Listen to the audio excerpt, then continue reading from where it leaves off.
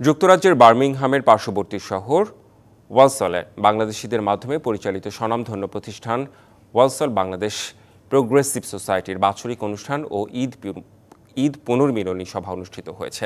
Birmingham প্রতিনিধি জয়নাল ইসলাম জানান, বাঙালি কমিউনিটির বিভিন্ন সামাজিক সংগঠনের নানা নেতৃবৃন্দ ও বিভিন্ন শ্রেণী পেশার বিশিষ্টজন এবং বিপুল সংখ্যক নতুন প্রজন্মের শিশু কিশোরদের উপস্থিতিতে ওয়ালসলের একটি রেস্টুরেন্টে ছিল এই আয়োজন।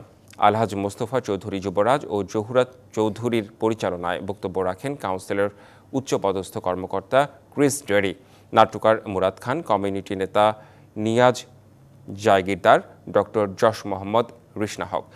অনুষ্ঠানের দ্বিতীয় পর্বে শিশু কিশোরদের নিয়ে পরিবেশিত হয় নানান অনুষ্ঠান ওয়ালসল বাংলাদেশ প্রোগ্রেসিভ সোসাইটির বিগত দিনের নানা কার্যক্রমের বিস্তারিত তুলে ধরে বিশেষ প্রামাণ্যচিত্র প্রদর্শন করা হয়।